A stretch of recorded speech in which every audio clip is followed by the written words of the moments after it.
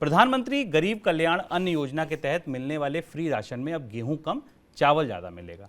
इस साल सरकारी स्टॉक में गेहूं कम है। कम गेहूं को देखते हुए सरकार ने राशन में कम गेहूं और ज़्यादा चावल बांटने का फैसला किया है। मार्च में बारिश की कमी और गर्मी बढ़ने की वजह से इस साल गेहूं की पैदावार भी प्रभावित होने की आशंका है। ऊपर से गेहूं का भाव समर्थन मूल्य से ऊपर चल रहा है। इस वजह से सरकारी एजेंसियों को भी खरीद में समर्थन मूल्य पर गेहूं मिल नहीं पा रहा है। केंद्रीय पूल में जो स्टॉक था वो भी 5 साल के निचले स्तर पर है। अब ऐसे में जब पहले से स्टॉक 5 साल के निचले स्तर पर है, नई खरीद लोग समर्थन मूल्य पर दे नहीं रहे, तो निश्चित सी बात है कि गेहूं को बांटना आसान नहीं होगा और शायद इसीलिए चावल को बांटने का फैसला किया गया है। सर, कैसे बाजार के लिए अगर हम इसका संकेत पढ़ें तो बाजार के लिए इससे क्या संकेत मिलता है कि गेहूं की जगह चावल बटेगा? शुभम, ये खबर कई मायनों में महत्वपूर्ण है। दो, फूड इकोनॉमी की दृष्टि से महत्वपूर्ण है। बाजार के लिए सरकार का संकेत ये है, मार्केट के लिए सरकार का संकेत ये है कि इस साल गेहूं की शॉर्टेज है। शॉर्टेज का मतलब गेहूं की कमी नहीं है, पर गेहूं की जितनी डिमांड और सप्लाई है उस हिसाब से गेहूं का उत्पादन नहीं है और सरकार की खरीद करीब 44% पिछले साल से कम है, यानी सरकार के भंडार में बफर में गेहूं कम है। अब इसके दो मायने हैं। एक मायना ये कि बाजार में रिजर्व बैंक गवर्नर ने आज यही बात कही कि बाजार में गेहूं की कीमतें और बढ़ेंगी। अब सरकार ने भी मान लिया है कि उसके पास अपनी अनाज योजना के लिए बांटने के लिए पर्याप्त गेहूं नहीं है। इसका असर अगले 2-3 दिनों में, 4 दिनों में हमें गेहूं की कीमतों पर दिखाई देगा। गेहूं के केंद्रीय पूल में गेहूं और चावल के स्टॉक का यह आंकड़ा के सामने है। दूसरी महत्वपूर्ण बात यह है कि इसके साथ ही एक और संभावना समाप्त हो जाती है, वो गेहूं के निर्यात की है। केंद्रीय पूल में गिरावट है, गेहूं का निर्यात प्राइवेट लेवल के ऊपर, निजी लेवल पर जो हो सके, पर सरकार अब इस स्थिति में नहीं है कि वो गेहूं के निर्यात को आगे बढ़ा सके, क्योंकि वो अपने ही देश में बांटने के लिए गेहूं उसके पास पर्याप्त नहीं है। हमने WTO पर जब गेहूं के निर्यात पर चर्चा की थी तो हमने कहा था कि WTO में सरकार भारत को जो छूट मिली थी वो खाद्य सुरक्षा के नाम पर मिली थी।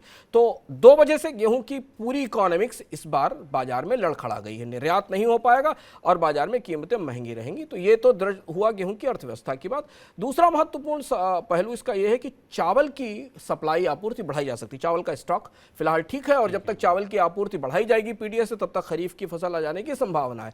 लेकिन चावल कितने राज्य उठाएंगे? चावल एक हिस्से में भारत के प्रमुख भोजन है, स्टेपल है, पर दूसरे हिस्से में गेहूं प्रमुख भोजन और स्टेपल है। जहां पर गेहूं की मांग या गेहूं की का ऑफटेक चावल से ज़्यादा होता, वो राज्य क्या चावल उठाएंगे और क्या वो उनके यहाँ की आबादी चावल लेना चाहेगी? दूसरा सवाल ये, जिस पर अभी स्थिति स्पष्ट नहीं है। जब इस फैसले के बाद राज्यों की तरफ से ऑफटेक के ऑर्डर आएंगे और हमें आंकड़ा मिलेगा, तब हमें पता चलेगा कि ये नीति कितनी सफल रही, या फिर गेहूं या फिर पीडीएस या सस्ता अनाज बांटने की योजना फंस गई है, मुश्किल में जाकर फंस गई है। दूसरा सवाल ये कि अगर ये ज़्यादा लंबा चला, क्योंकि गेहूं की अब कमी तो अगले रबी के सीजन में ही पूरी होगी।